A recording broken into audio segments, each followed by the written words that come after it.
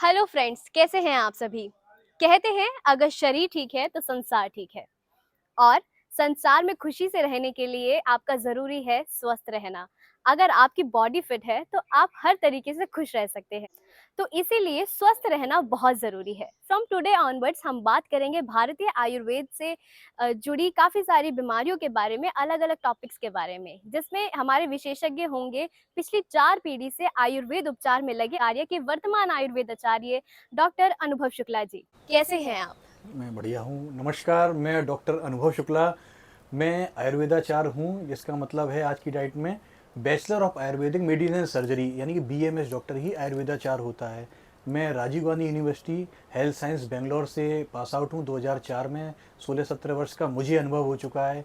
मेरे पिताजी Shri doctor BP Shukla ji इस समय भी इस आयुर्वेद की प्रैक्टिस कर रहे हैं, वृंदावन के अंदर में मौजूद हैं। वो मैं उनके साथ में बचपन से ही मैंने इस आयुर्वेद को समझा है, चिकित्सा शास्त्र को समझने की कोशिश की है। फिर मुझे जानकारी हुई थी, हालांकि मैंने अपने बाबा को देखा नहीं था, लेकिन वो भी इसी चीज़ में लगे हुए थे। उनको राजवैद्य कहा जाता था। आसपास के जितने भी ग्रामीण इलाके के लोग थे, वो उनके पास में अपने बीमारी के लिए, कोई भी रोग से ग्रसित होने के बावजूद उनके पास आते थे और बताते हैं हमारे पिताजी कि बड़े से बड़े रोगों का निवारण वहाँ पे हो जाता था सामान्य जड़ी बूटियों के द्वारा। और उनके पिताजी भी यही काम करते थे, यानी मेरे परबाबा। तो एक तरह से आप समझ लीजिए, मैं डिग्री भी लेके आया हूँ कुछ अपने पूर्वजों का, एक तरह से अपने पिताजी का, बाबा का, अपना उनका एक्सपीरियंस भी मेरे साथ में है। कोशिश मेरी यही रहती है कि मैं अपने डिग्री के द्वारा जो मैंने पढ़ा है और जो अनुभव मुझे परिवार के द्वारा मिला है, उसके द्वारा रोगों का निवारण कर सकूं। सर, जैसे कि आपने बताया कि आप बीएमएस है और साथ ही साथ आपके पास पिछली 4 पीढ़ी का अनुभव भी है। तो एक सिर्फ बीएमएस की डिग्री लेना और साथ ही ये 4 पीढ़ी का जो अनुभव है, इसको आप किस तरीके से एक्सप्लेन करेंगे? देखिए, पुरानी कहावत है गांव में, नया डॉक्टर और पुराना वैद्य सबसे अच्छा कहलाता है, क्योंकि वैद्य के साथ में रोगी को देखते देखते अनुभव जुड़ जाता है। जैसा मेरा नाम भी अनुभव है, लेकिन मैं साथ में अनुभव लेने की कोशिश हर समय करता रहता हूँ। बढ़िया। और मेरे परिवार के साथ में ये चीज़ जुड़ी हुई है। मैंने बचपन से उन रोगियों को देखा है, उन दवाइयों के फॉर्मूलों को समझने की कोशिश करी है। लेकिन जब मैंने उसको पढ़ लिया तो बहुत अच्छी से आत्मसात हो जाती है वो बीमारी और उसका निवारण मेरे साथ में। तो ये मेरे लिए बेनिफिट है और पेशेंट के लिए भी फायदेमंद है कि उनको ये एक्सपीरियंस दवाइयों के रूप में मिल रहा है। आयुर्वेद में स्वास्थ्य की क्या डेफिनेशन है? अकॉर्डिंग टू आयुर्वेद, आयुर्वेद के अनुसार स्वस्थस्य स्वास्थ्य रक्षणम आतुरस्य विकार प्रशमनम, ये श्लोक है। इसका मतलब है कि जो बीमार व्यक्ति है उसका इलाज किया जाए, और जो बीमार नहीं है उसको आगे बीमारी ना हो उसका भी इलाज किया जाए, जो कि उसकी दिनचर्या के माध्यम से संभव है। तो आयुर्वेद का मेन ये प्रयोजन यही है, स्वस्थ व्यक्ति स्वस्थ रहे और आगे व्यक्ति बीमार ना बने। डॉक्टर साहब, आयुर्वेद में स्वास्थ्य चिकित्सा का क्या बेस है? आयुर्वेद का चिकित्सा, यानी हमारा शरीर जो है वो पंच महाभूतों से मिलकर बना हुआ है, पृथ्वी, आप, तेज, वायु, आकाश। यानी कि जो हमारी चिकित्सा पद्धति भी होनी चाहिए वो प्राकृतिक होनी चाहिए। हमारा शरीर प्राकृतिक चीज़ों को बड़े अच्छी तरह से आत्मसात करता है और संजो लेता है बिना किसी साइड इफेक्ट के। अगर हमारा शरीर अगर केमिकल से बना होता तो हमारी चीज़ें केमिकल को ही पसंद करती, लेकिन हमारा शरीर प्राकृतिक वस्तुओं के द्वारा बना हुआ है, तो इसलिए प्राकृतिक जड़ी बूटियों से इलाज बहुत संभव है और बिना किसी हानिकारक के हो सकता है। अंग्रेजी में कई बार हम दवाइयाँ तो खा लेते हैं, लेकिन हमारे शरीर में वो सुटेबल नहीं होती हैं, उसके लॉन्ग टर्म में साइड इफ़ेक्ट आते हैं। आयुर्वेद का मेन प्रयोजन ये है कि बिना किसी परेशानी के शरीर को स्वस्थ रखना, सिर्फ प्रकृति के माध्यम से। अब जैसे कि हम देख रहे हैं कि जो हमारी मॉडर्न मेडिसिन है वो काफ़ी तरक्की कर रही है। ऐसे में जो हमारी आयुर्वेदिक मेडिसिन है, उनको क्यों अपनाया जाए? देखिए, हमारा शरीर जो हजारों साल से बना चला आ रहा है, लीवर उसके उसी चीज़ से बने हुए हैं, किडनी उसी चीज़ से बनी हुई है, ब्रेन उसी बिल्कुल। तरह से बने हैं, लंग उसी से बने हुए हैं। तो वो जब प्राकृतिक अवस्था में है तो प्राकृतिक ट्रीटमेंट ही चाहिए उसको। केमिकल के थोड़ी बने हुए हैं तो केमिकल की ज़रूरत चाहिए इनको। इसीलिए वो उनके लिए सिर्फ प्राकृतिक वस्तुएं और प्राकृतिक आहार विहार ही संभव है स्वस्थ होने के लिए। क्योंकि आप कहीं भी चीज़ केमिकल को आप यूज करके देख लीजिए, उसका कहीं ना कहीं साइड इफेक्ट आएगा। आयुर्वेद में खासियत ये है कि इसका साइड इफेक्ट नहीं होता है। लेकिन फिर भी मैं बता देता हूँ, आयुर्वेद में कुछ दवाइयों की अति मात्रा के द्वारा साइड इफेक्ट भी आते हैं। अगर आप सुवैद्य के द्वारा, यानी कि अच्छे वैद्य के द्वारा, कौशल वैद्य के द्वारा अगर ट्रीटमेंट लेते हैं तो आपके इफेक्ट भी नगण्य हो जाएंगे। क्योंकि सुवैद्य क्या है, आपकी प्रकृति के अनुरूप ही आपकी चिकित्सा करता है। जैसे कि आप वातज प्रकृति के हैं, पित्तज प्रकृति के हैं, कफज प्रकृति के, तो उसी के अनुरूप चिकित्सा की जाती है इसमें।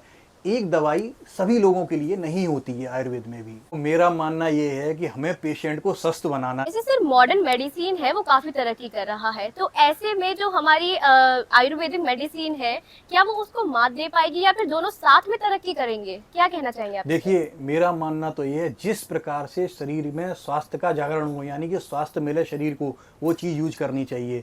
लेकिन लॉन्ग टर्म के लिए अगर उसके कोई साइड इफ़ेक्ट आ रहे हैं तो उससे बचना चाहिए। दोनों का कॉम्बिनेशन ही इंटीग्रेशन होता है। सरकार ने कुछ समय पहले कोशिश भी की थी, लेकिन विरोधियों की वजह से ये संभव नहीं हो पाया। अब जैसे कि आज की डेट में एलोपैथिक में सर्जरी बहुत डेवलप कर गई है, नए-नए तरह के इंस्ट्रूमेंट आ चुके हैं, नई-नई तरह की दवाइयाँ आ चुकी हैं, तो वो उसके लिए बेनिफिट है। लेकिन अगर आप कहें कि अब ब्लड प्रेशर के लिए, शुगर के लिए आप कंटिन्यूस मेडिसिन खाते रहिए, तो ये अच्छी चीज़ नहीं है। इसको हम आयुर्वेद के द्वारा लिए जा सकते हैं और ये सबको स्वीकार भी करना चाहिए कि लॉन्ग टर्म में ये दवाइयाँ आपके लिए नुकसानदायक होती हैं एलोपैथिक। जो लोग समझ रहे हैं वो उसका फ़ायदा उठा रहे हैं, जो नहीं समझ जी, पा रहे करेक्ट। हैं, जिनको क्विक सर्विस चाहिए, वो थोड़ा साइड इफ़ेक्ट भुगत रहे हैं। जैसा कि मैं इसको उदाहरण देता हूँ, कुछ फॉरेनर्स मेरे पास में आते हैं, तो मुझे उनको आयुर्वेद के बारे में बहुत ज़्यादा समझाने की ज़रूरत नहीं पड़ती है, क्योंकि वो ऑलरेडी पढ़ के आए हुए होते हैं कि आयुर्वेद दवाइयों का क्या बेनिफिट है।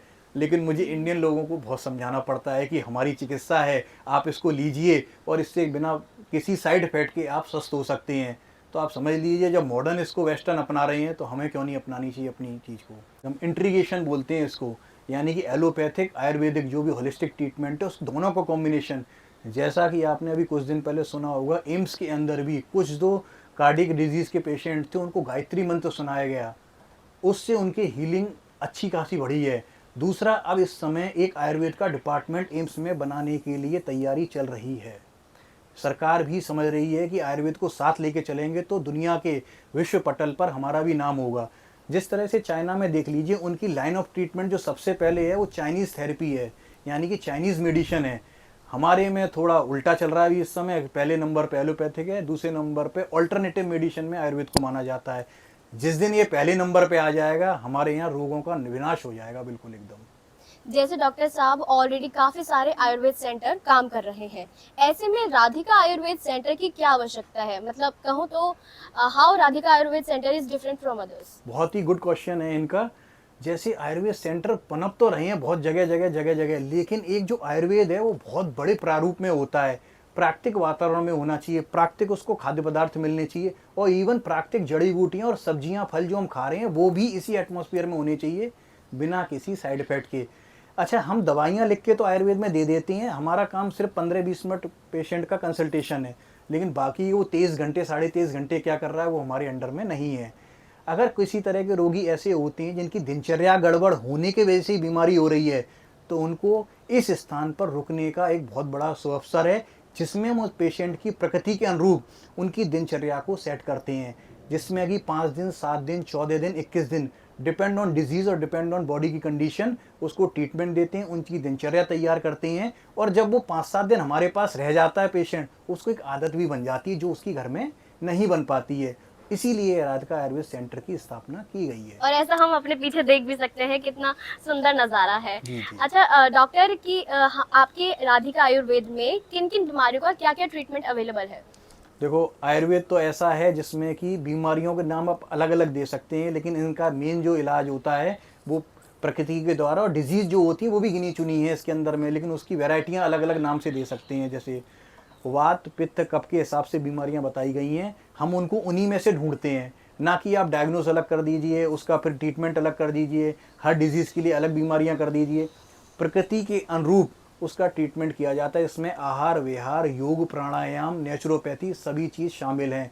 सब चीज़ अप्रोच किया जाता है जिससे उस पेशेंट को आराम मिले, ना कि सिर्फ मेडिसिन प्रेस्क्राइब करी घर पे जाइए और ट्रीटमेंट लीजिए, उससे ठीक नहीं होता है। डॉक्टर आयुर्वेद अनुसार प्रिकॉशन क्योर क्यों बेहतर है? अगर आपको बीमार नहीं होना है तो प्रिकॉशन हर चीज़ में ज़रूरी है। सावधानी हमेशा दुर्घटना से पहले अच्छी रहती है, दुर्घटना होने के बाद सावधानी करें तो उसका कोई फ़ायदा नहीं होता है। यानी कि हमारी जो बीमारियां आजकल हैं वो बढ़ क्यों रही हैं? क्योंकि हमारी जो दिनचर्या है वो ही गड़बड़ है।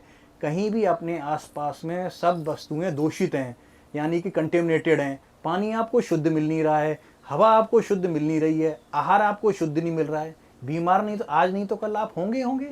और फिर जिन चीज़ों को आप खा के बीमार हो रहे हैं, यानी केमिकल और पेस्टिसाइड पड़े हुए हैं उनकी चीज़ों के अंदर, उसी को लेके आप ठीक होंगे। जब ठीक होंगे उसमें तो साइड इफ़ेक्ट भी आएंगे।